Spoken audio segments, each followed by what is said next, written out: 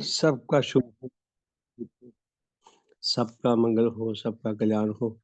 बहुत बहुत धन्यवाद। एक भजन मैं गाता हूँ। मैं चाहता हूँ भी हम 4:40 तक कम से कम 10 मिनट भजन गाया करें। अभी 36 मिनट हैं, हो गए 4:36।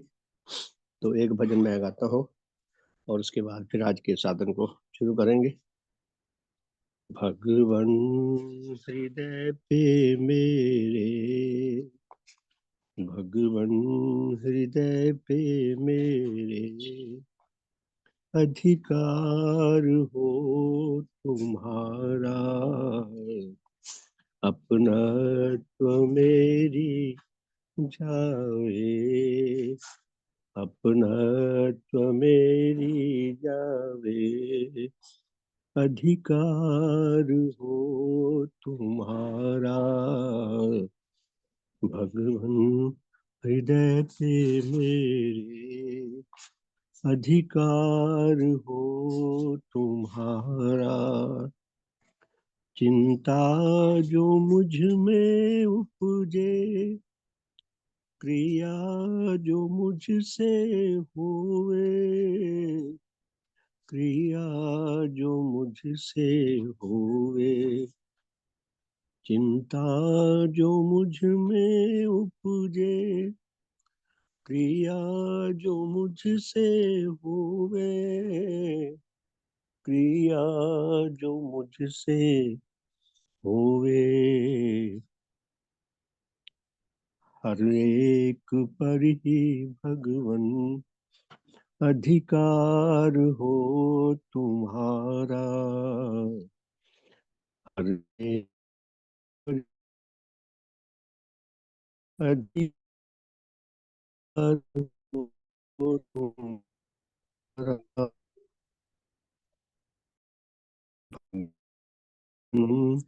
हृदय तुम्हारा,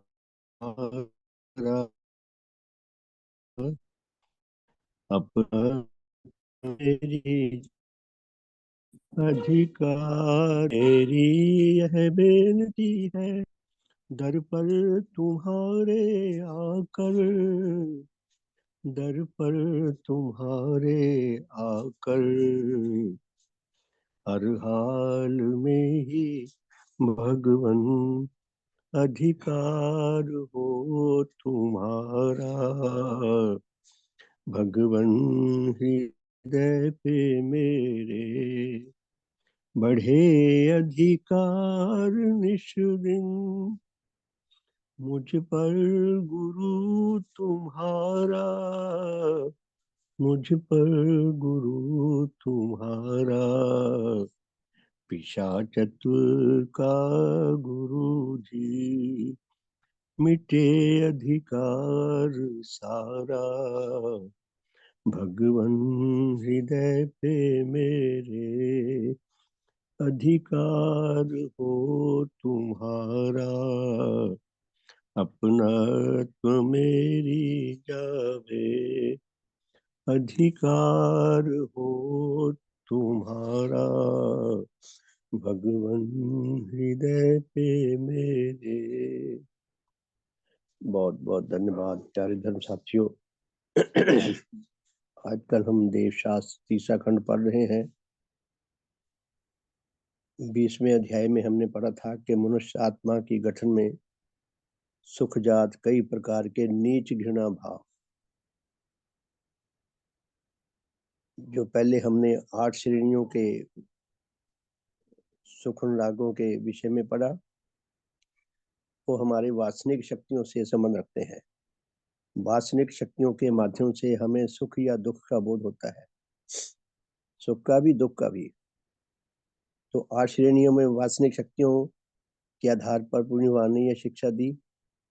अब ये जो नीच घृणाएं हैं, ये वासनिक शक्तियां नहीं है। वासनिक शक्तियां हमारी आत्मा के अंग हैं। वासनिक शक्तियां अपने आप में बुरी नहीं होती। यदि हम उनका सही प्रयोग करना नहीं जानते, तब वो हमारे लिए बुरी बन जाती हैं। रसोई घर में चाकू रखे होते हैं। चाकू किसी का गला काटने के लिए तो होते नहीं, वो घर में सब्जी वगैरह काटने के लिए होते हैं। अगर कोई नसें काटने लग जाए, किसी और के काटने लग जाए, तो चाकू का दोष नहीं उसमें। उसी तरह वासनिक शक्तियां जो है हमारे जीवन का ये भाग है, आत्मा के अंग है। इनके माध्यम से हमें सुख और दुख का बोध होता है। तो वासनिक शक्तियां अगर हमारी सतेज हो, सतर्क हो, सुदृढ़ हो, तो कई बार वो हमें हानि होने से हमारी बचाती है। लेकिन ये जो नीच घृणा भावजनक सुख भाव है, ये आत्मिक रोग है। ये हमारी आत्मा के अंग नहीं है, ये आत्मा की बीमारियां हैं। कोई बीमारी, छोटी से छोटी, बड़ी से बड़ी, कोई भी बीमारी, कोई भी रोग, यदि वो लगातार बना रहे तो वो अस्तित्व की हानि करता है। विशेष रूप से शरीर की, ये आत्मा की है, ये आत्मा की हानि करेंगे। लेकिन इंसान की गठन कितनी पेचीदा है, कितनी विकृत है, कि वो अपने आत्मिक रोगों से भी सुख पाने की कोशिश करता है। कई अपने आत्मिक रोगों को बना के, जानते बूझते हैं, पता भी लग जाए, फिर भी उनको जिंदा रखते हैं, सतेज रखते हैं बना के, ताकि उनके माध्यम से सुख पा सकें। किसी को घृणा करने में सुख मिलता है, वो घृणा करेगा, जबकि घृणा से आत्मा की हानि होती है। तो हमने ये अध्याय पढ़ा 20वां। उसके बाद फिर हमने पढ़ा 21वां अध्याय, कि सुख और राग हमें यहाँ तक ले आए कि घृणा मूलक सुखों की प्राप्ति करना चाहता है, जानते बूझते हुए इंसान, तो ऐसा रोगी मरेगा ही। तो 22वें चैप्टर, 21वें चैप्टर में हमने कल पढ़ा था कि मनुष्य आत्मा का पतन क्या होता है, यह पतन कैसे होता है, और इस पतन का परिणाम क्या होता है। आप देखें कि कितनी सुंदर क्रमबद्धता है ग्रंथ के लिखने में। पूर्णिवान ने बहुत ही सिस्टमेटिकली हर बात को सिस्टमेटिकली आगे उठाया है। आज 22वां अध्याय पढ़ना शुरू करते हैं। 22वें अध्याय में लिखा है कि मनुष्य जगत में विविध प्रकार की मिथ्याएं, और उन मिथ्याओं के द्वारा मनुष्य आत्माओं का आत्मिक पतन, ये सुख और राग हमारे आत्मिक पतन करते हैं। नीच घृणा मूलक जो सुख और राग है, ये भी हमारी आत्मा का पतन करता है। आत्मा के रोग भी हमारी आत्मा का पतन करते हैं। हमारी वासना शक्तियां भी हमारी आत्मा का पतन करती हैं। लेकिन ये मिथ्याएं, ये तो ना तो हमारी आत्मा के अंग है, ना ये हमारी आत्मा के रोग हैं। ये तीसरे प्रकार की कैटेगरी है मिथ्या विश्वासों की। ये भी हमारी आत्मा का पतन करते हैं। तो भगवान क्या फरमाते हैं कि मनुष्य जगत में विविध प्रकार की मिथ्याएं, और उन मिथ्याओं के द्वारा मनुष्यों का आत्मिक पतन।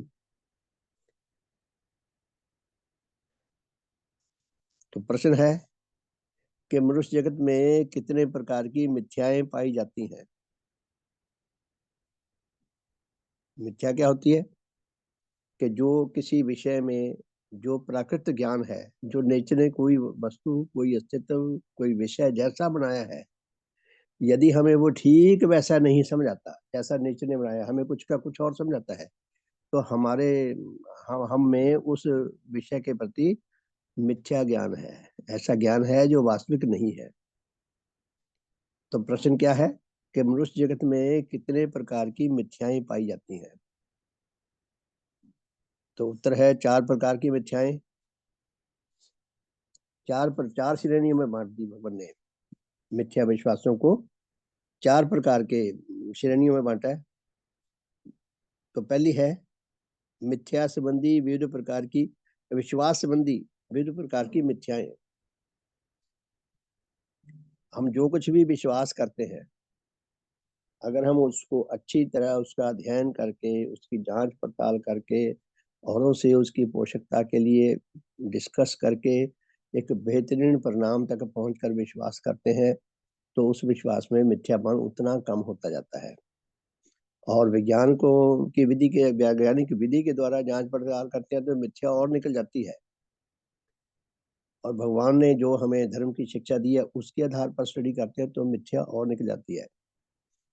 आप सबको याद होगा कि घरों में कई बार ऐसा होता था मुझे याद है बचपन में मैंने ये दृश्य देखा अपने घरों में, आपने भी देखा होगा कि वो सेवियां बनाया करते थे आटे की।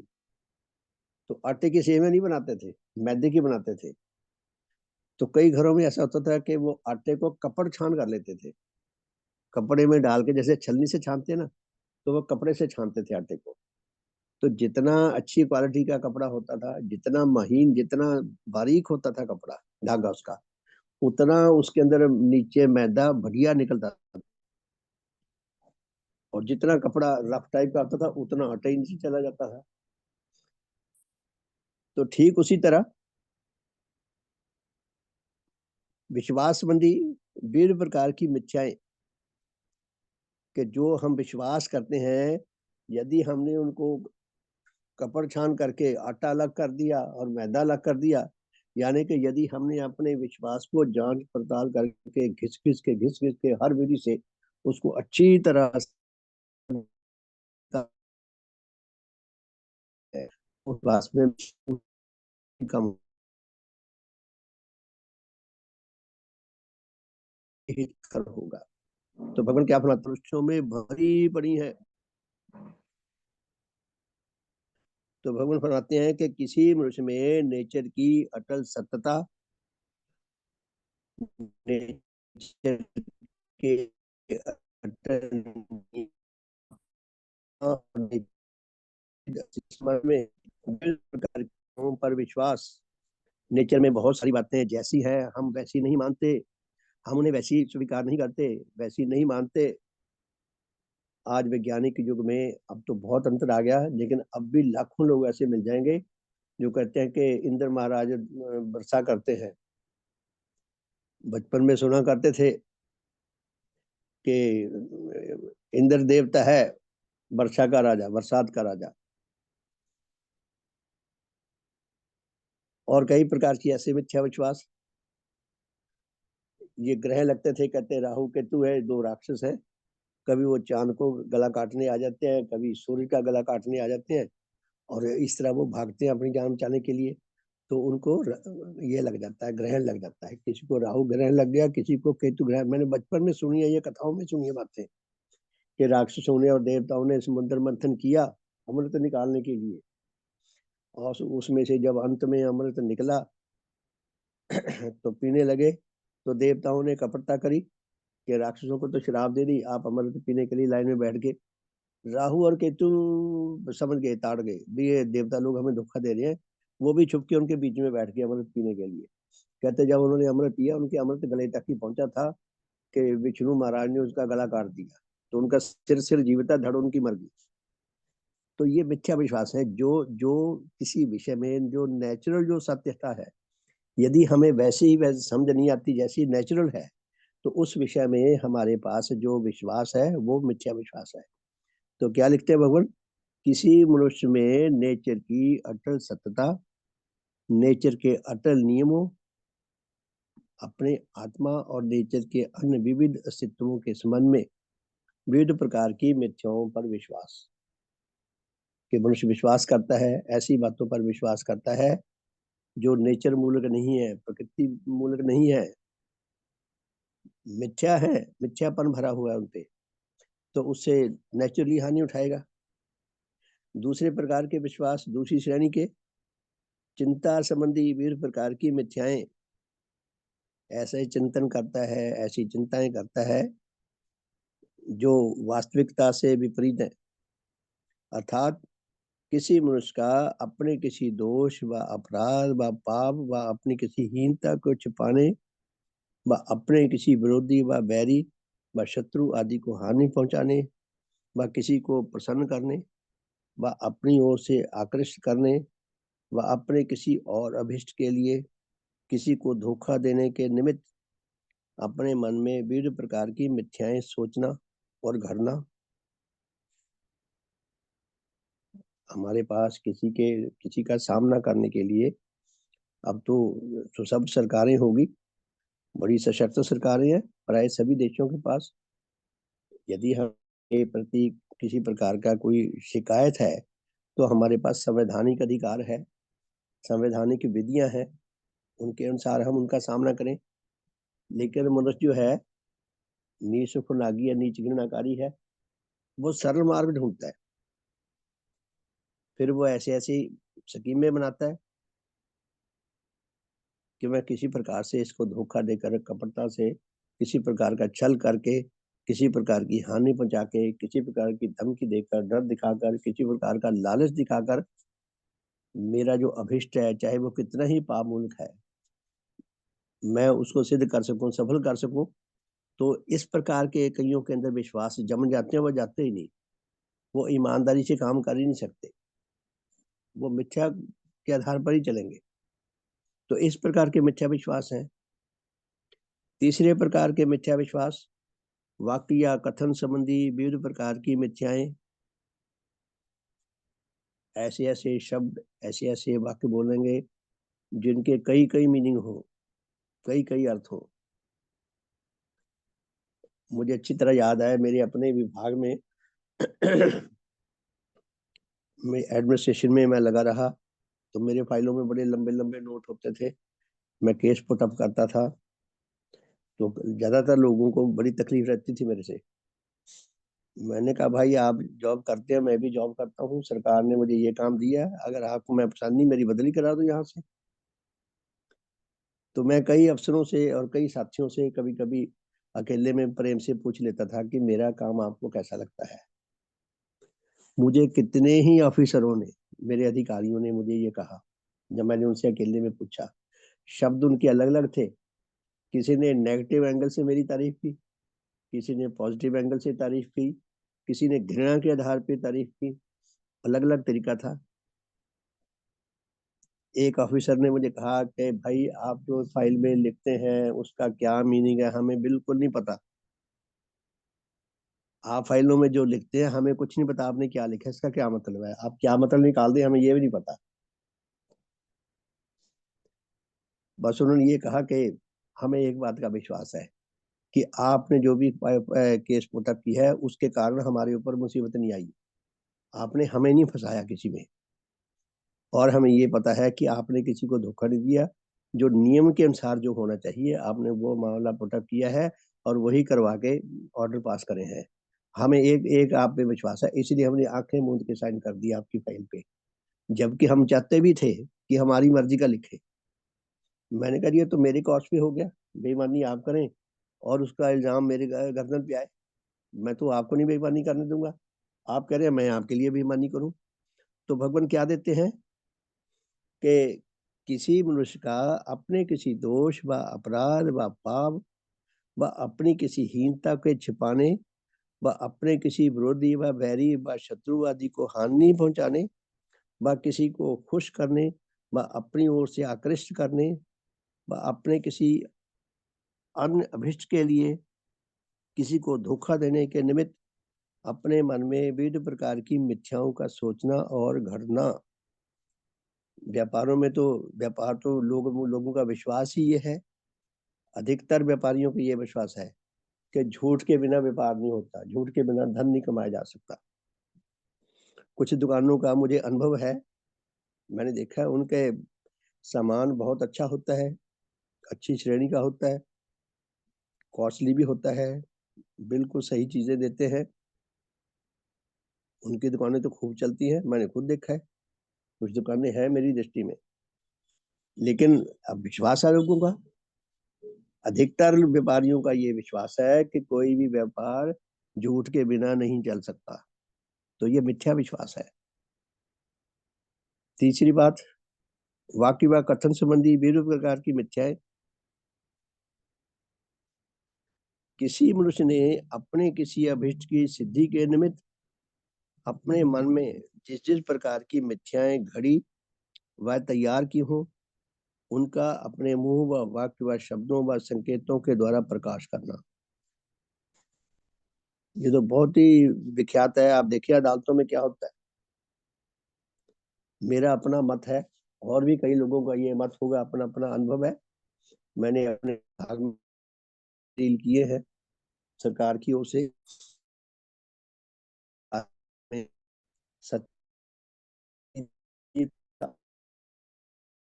अदालत में झूठा व्यक्ति नहीं था। फिर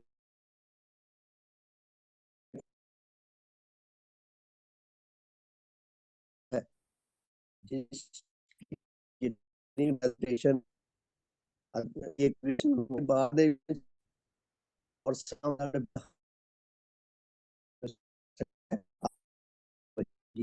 अर्थात अदालत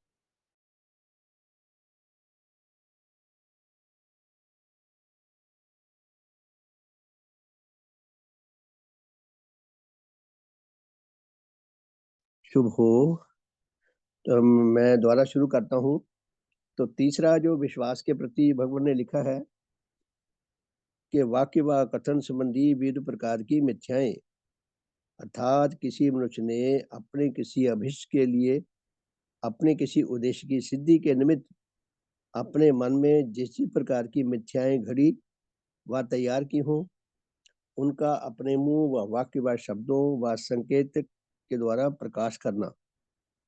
इंसान क्योंकि झूठ का अनुरागी है, अपने अभिष्ट की सिद्धि के लिए वो आसान मार्ग चुनता है।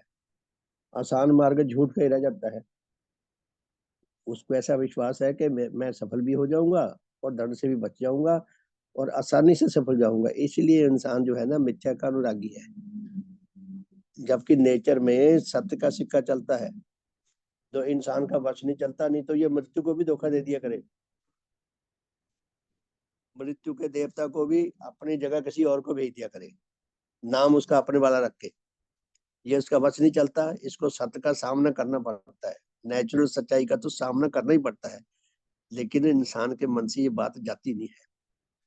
तो इसलिए तरह तरह के इंसान धोखेबाजी करता है और पूरी दुनिया में मिथ्या का राज्य फैला हुआ है। अदालतों में तो विशेष रूप से जितना झूठ, जितनी बेईमानी चलती है और जितना जितना हर रोज प्रतिदिन सत्य की हत्या होती है, बहुत ही लज्जाजनक है। लेकिन है मनुष्य के अंदर ये दोष, तो कोई क्या कर सकता है। ये सारे दोष जो है वह मनुष्य की आत्मा का पतन करते हैं।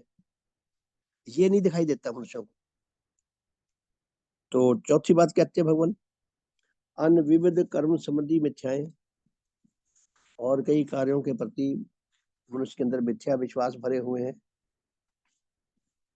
किसी मनुष्य का अपने आंतरिक विश्वास व ज्ञान के विरुद्ध कोई सांप्रदायिक चिन्ह धारण करना।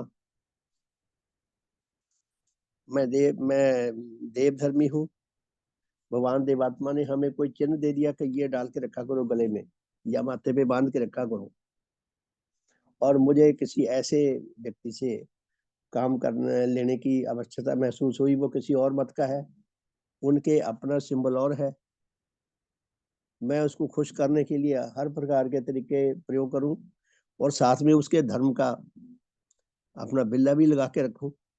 अंदर से मैं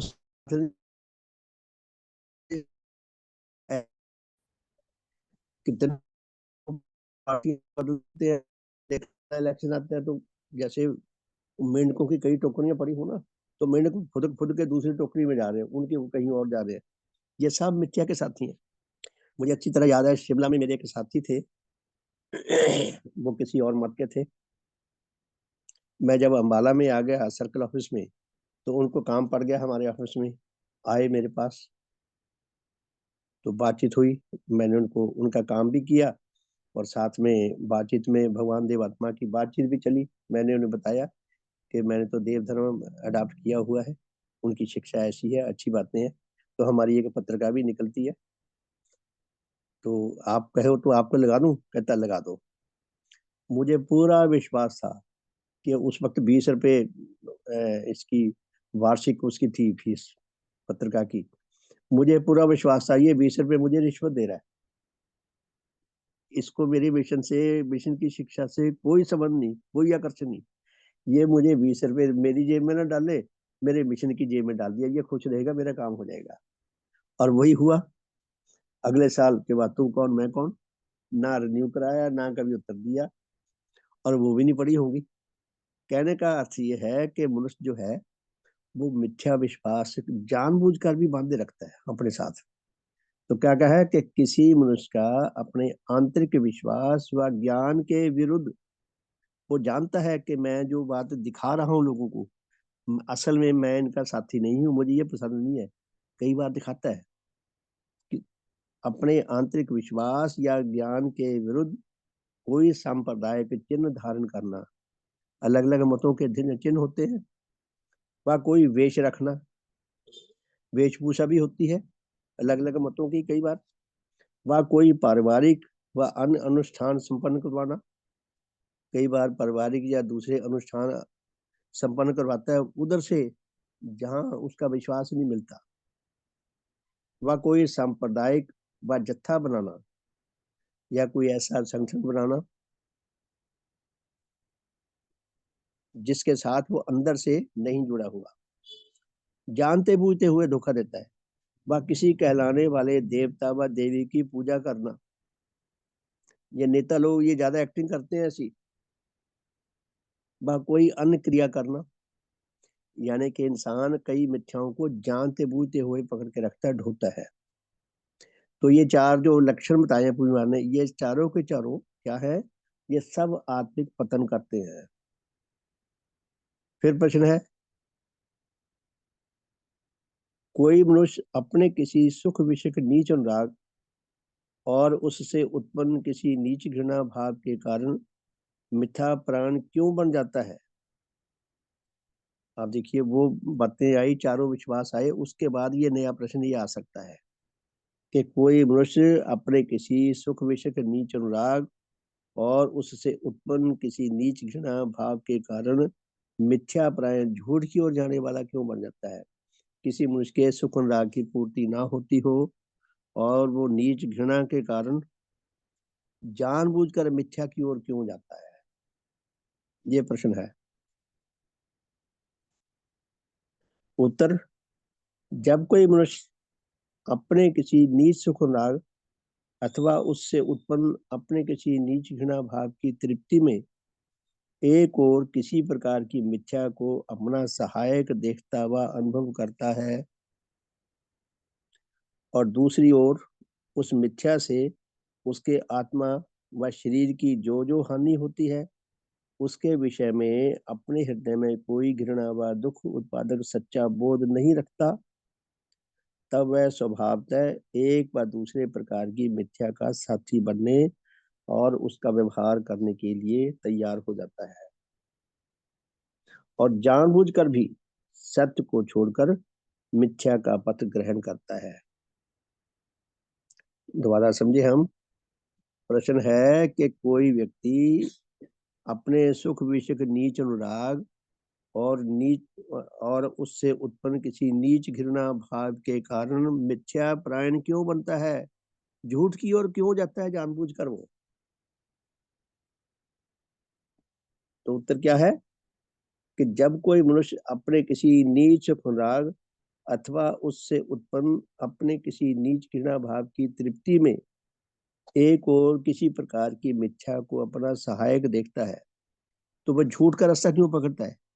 जब उसे पता है कि मेरा काम सत्य से नहीं हो रहा, जो फिर साम धाम दंड भेद किसी भी तरीके से अपना स्वार्थ सिद्धि के लिए नए नए तरीके अपनाता है जानते बूझते हुए, तो वह इसलिए उसे लगता है मैं ऐसे तरीके अपनाकर अपने उद्देश्य की पूर्ति कर लूंगा। एक बात तो ये, दूसरी बात ये, उसकी जो आत्मिक हानि हो रही है उसके बारे में वो अंधा होता है, आत्मिक हानि की ओर से बिल्कुल लापरवाह बेपरवाह, क्योंकि अंधा उसे पता ही नहीं भी आत्मिक हानि होती है झूठ बोलने से बेईमानी करने से, और झूठ बेईमानी से उसका उद्देश्य जल्दी आसानी से सिद्ध हो जाता है, इसीलिए वो जानबूझकर मिथ्या प्राण बन जाता है, जानबूझकर मिथ्या को ओढ़ लेता है अपने।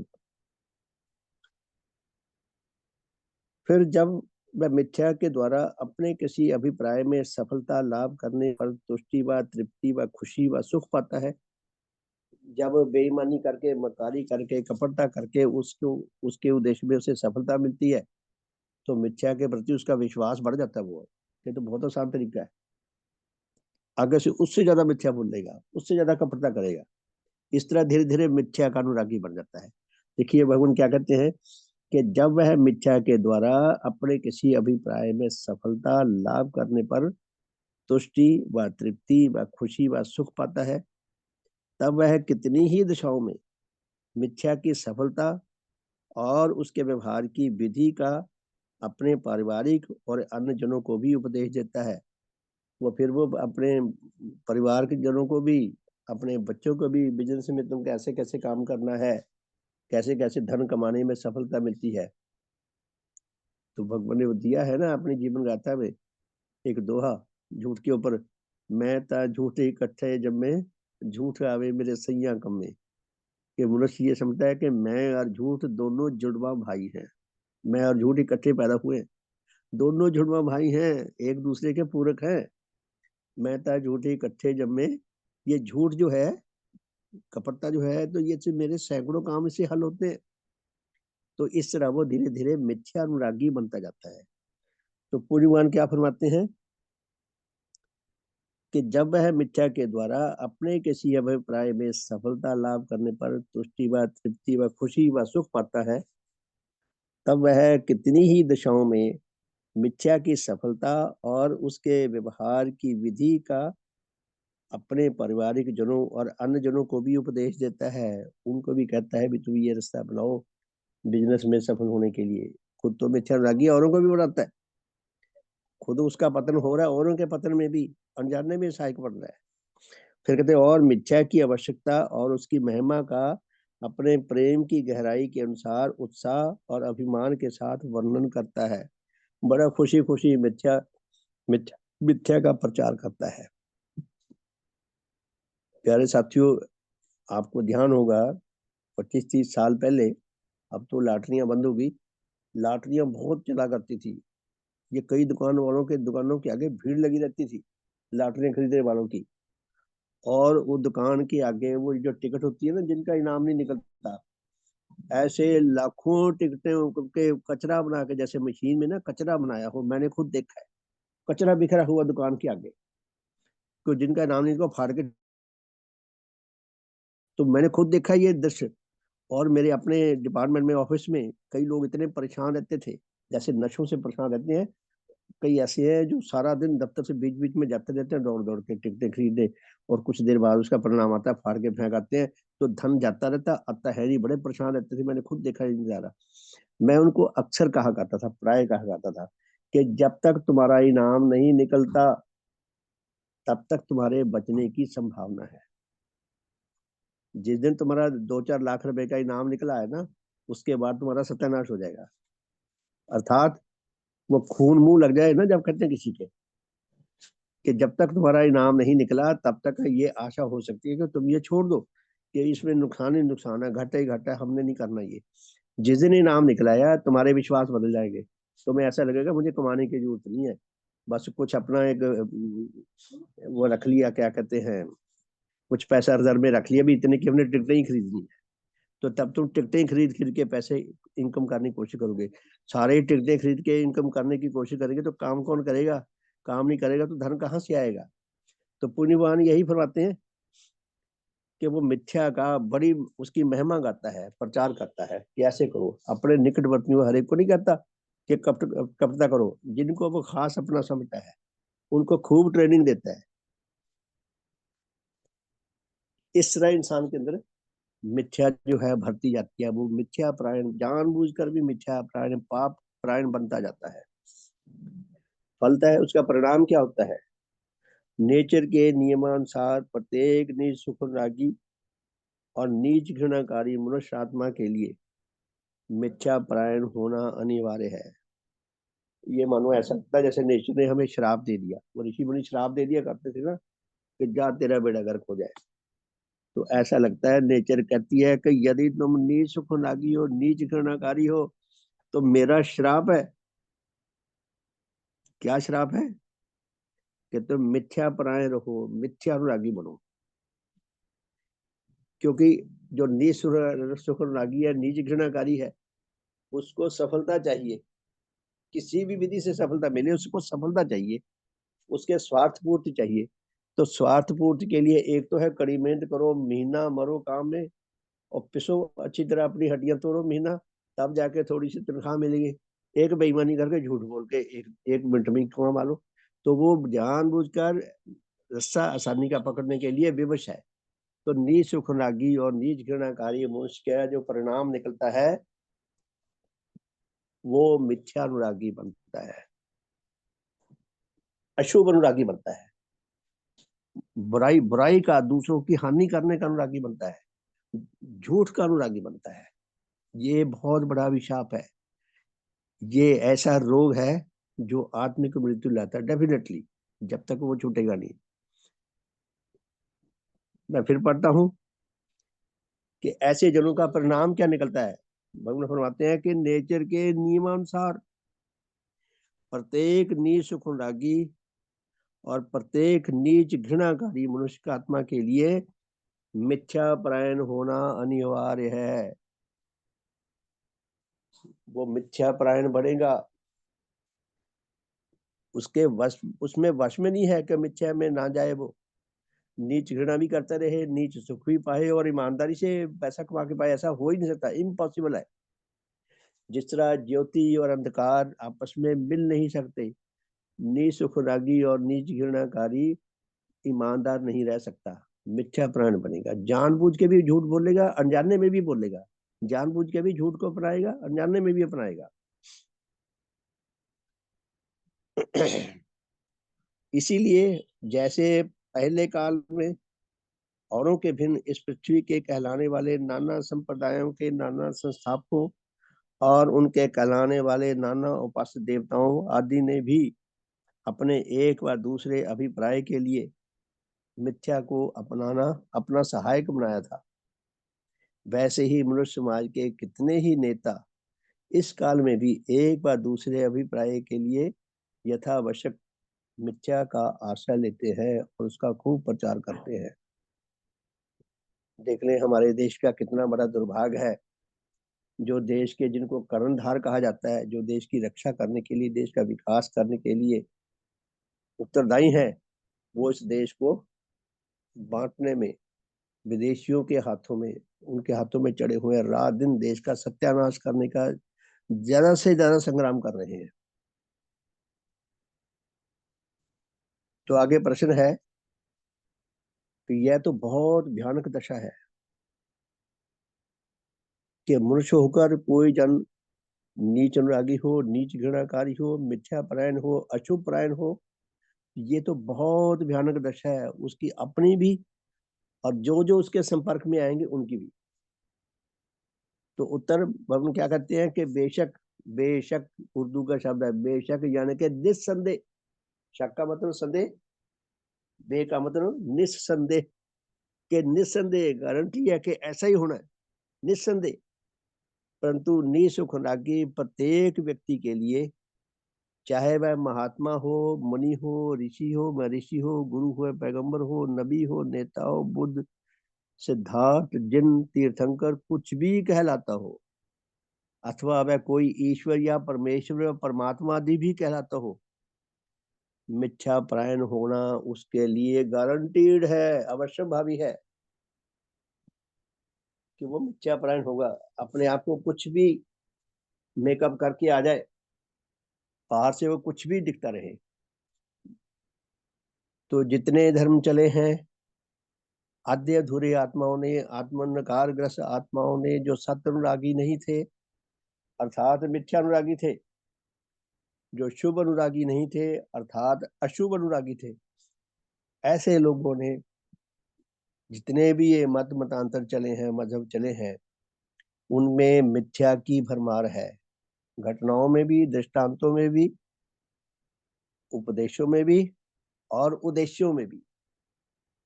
तलवार के जोर पर किसी को धर्मवान बना सकते हैं, मुंह पे चाहे वो माथा टेकता रहे, अंदर से वो गालियां देकर देता होगा। आप देखें कि एक मत के 57 देश हैं, किसी देश में लोकतंत्र नहीं है, क्योंकि हिंसा के ऊपर मत टिका हुआ है, हिंसक है जो है, जिसमें वो दिखावे का लोकतंत्र है, दिखने को लगता है लोकतंत्र होगा, नहीं तो लोकतंत्र नहीं है। सामने हमारे प्रूफ है, देख सकते हैं। तो आगे प्रश्न है, तब क्या धर्म व मजहब के नाम से भी इस पृथ्वी के नाना देशों में मिथ्या का प्रचार किया गया है? धर्म के नाम पे भी झूठ फैलाया जा रहा है। जी हाँ, सत्य नेचर और उसके आत्मिक और अन्य सत्य नियमों और उन नियमों के अनुसार जितनी सत्य घटनाएं उत्पन्न होती हैं व हो सकती हैं, उनके विरुद्ध इस पृथ्वी में धर्म के नाम से जितने मत प्रचलित किए गए हैं, वह सब के सब मूलतः मिथ्या हैं, मिथ्यानुरागी हैं। कि उनकी घुटी में मिथ्या झूठ भरा पड़ा है।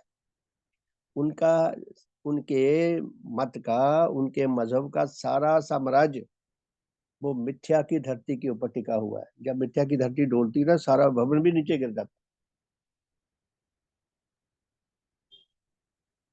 फिर प्रश्न है, ऐसे सब मिथ्या धर्म मत क्यों कर जारी हुए? बहुत बड़ा प्रश्न है कि ऐसे मिथ्या मत इतने उन्नतशील बुद्धि शक्ति रखने वाले, कितने ही प्रकार के सात्विक भाव रखने वाले, कितनी ही ज्ञानदायिनी योग्यताएं रखने वाले, पूर्ण गठन प्राप्त स्थूल शरीर रखने वाले, दुनिया भर की सहूलतों से सुसज्जित मनुष्य आत्मा में मिथ्या धर्म मत क्यों कर जारी हुए? इनका व्यक्तित्व तो कुछ और है, नेचर ने बनाया तो कुछ और है, किसी और काम के लिए। वो तो काम पीछे छूट गया। ये मिथ्या मत भी जारी हुआ, धर्मों में भी मिथ्या घुसड़ गई। ये किसने घुसेड़ दी? धर्मों में मिथ्या, झूठ और बुराई, पाप, ये जारी कैसे हुए? उत्तर, नाना देशों के नाना भूत प्रेतों और चुड़ैलों ने अपने आप को देवता व देवी कहकर और विविध नामधारी मनुष्यों ने उन्हें देवता व देवी बताकर धर्म व मजहब के नाम से जानबूझकर झूठ फैलाया। जितने भी, कभी ऐसा समय था परलोक नहीं था, जब तक हमारी धरती नहीं थी। जब धरती बन गई तो उसके सूक्ष्मांश जो है वो बना, वो सूक्ष्म धरती परलोक बन गया। लेकिन परलोकवासी नहीं थे। जब इस धरा पर जीव पैदा होने शुरू हुए, वो मर के परलोक में जाने लग गए। तब भी चलो मान लेते हैं कि पशु जगत के परलोकवासी थे, वनस्पति जगत के रहे होंगे। जब मनुष्य बन कर आया इस धरा पर, तो मनुष्य जो है वो परलोकवासी हुए, वहां से परलोकवासी हुए मनुष्यों के रूप में। और धीरे धीरे जो नीच आत्मा थे वो अधम लोकों में रहते थे। किसी को किसी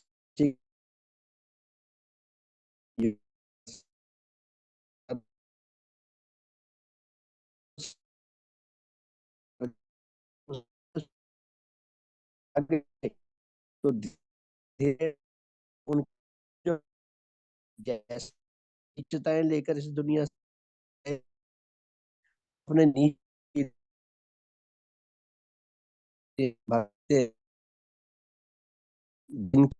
अपनी नीचाओं की तृप्ति के समान मिलकर देवी बताकर, सर्वशक्तिमान बताकर, और कईयों को लालच दिया कि ये करोगे तो तुम्हें हम तुम्हें ये सुख पहुंचाएंगे, हमें हम ये चढ़ाओगे हमारे लिए तो हम तुम्हें ये सुख देंगे। इस तरह मिथ्या का प्रचार शुरू हुआ। तो भगवान फरमाते हैं कि नाना देशों के नाना भूत प्रेतों और चुड़ैलों ने अपने आप को देवता व देवी कहकर, कोई भूत प्रेत नहीं कहता मैं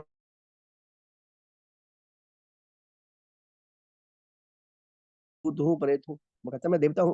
मनुष्यों ने उन्हें, इस स्थूल जगत से भी कईयों ने वो देवी देवता के नाम से पुकार गए। अभी बीमारियां तुमने बचपन में सुने कि माता आई है, बीमारी को माता कह दिया। आज आजकल भी कहते होंगे कुछ लोग, तो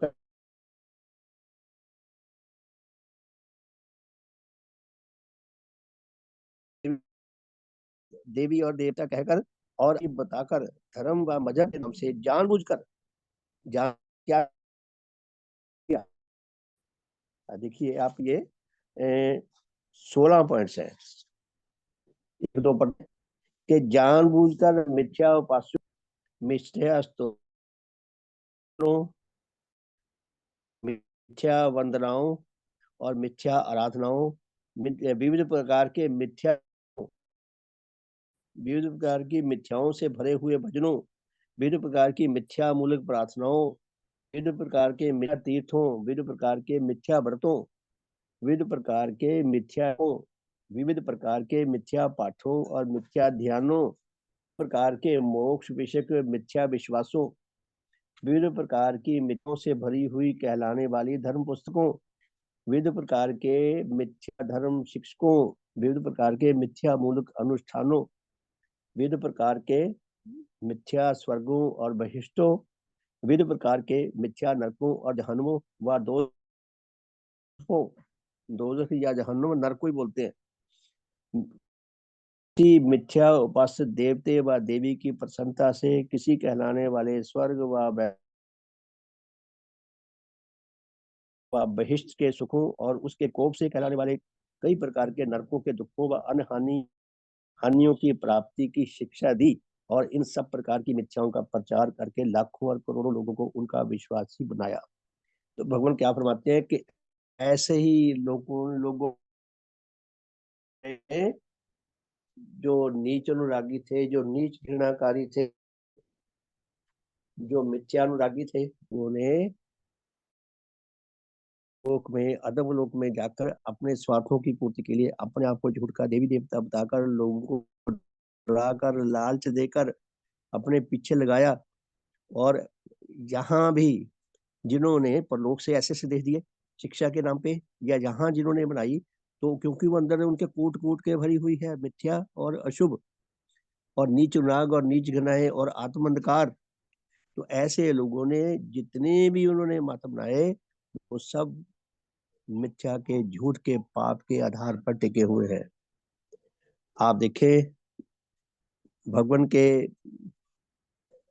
देव धर्म में जितने भी भजन हैं, जितने भी स्तोत्र हैं, जितने भी श्लोक हैं, जितने भी लेख हैं, जितनी भी हल्की फुल्की साधारण भाषा में बातचीत है, वो सब कितनी हितकर है, कितनी कल्याणकारी है। जितने भजन है वो 100% सच्ची तारीफ है, सच्ची सराहना है, बल्कि यूं कहना चाहे कम है। जितनी हमारी दृष्टि है उतनी हम सराहना कर सकते, उससे ज्यादा नहीं कर सकते, लेकिन है वो सत्य, सत्य के बिल्कुल सत्य। कोई धर्म भजन हमारे पास ऐसा नहीं है जिसके अंदर झूठी तारीफ की गई हो किसी की और व्यवहारिक ना हो, ऐसा कोई नहीं है। सारे भजनों को हम जीवन में उतार कर वही परिणाम हम लाभ कर सकते हैं जो भगवान ने हमें बताए हैं।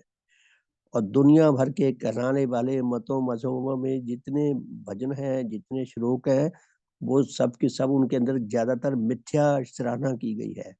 मिथ्या उसके अंदर हमें लालच दिए गए हैं, मिथ्या डर दिखाए गए हैं।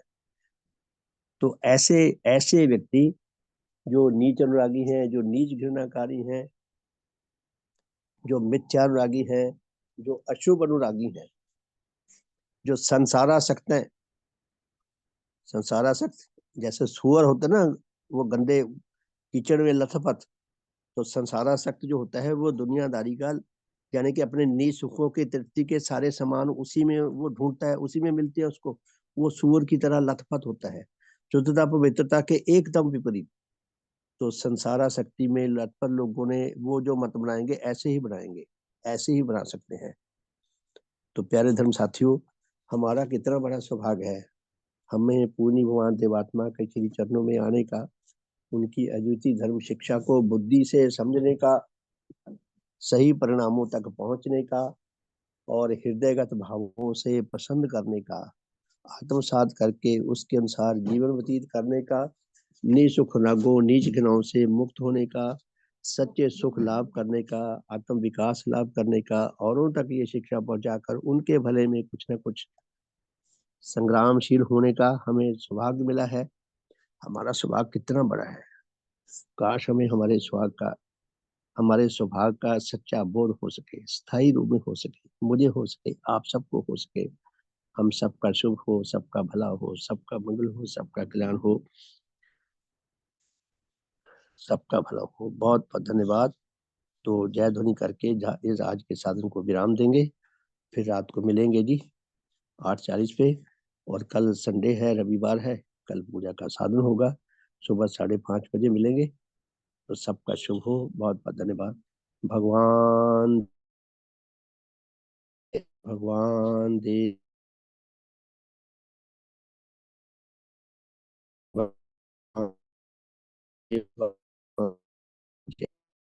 भगवान देव है। सबका शुभ हो, सबका हित हो, सबका बहुत बहुत धन्यवाद। सबका शुभ संध्या। तो रात को मिलेंगे जी 8:40 पे। बहुत बहुत धन्यवाद।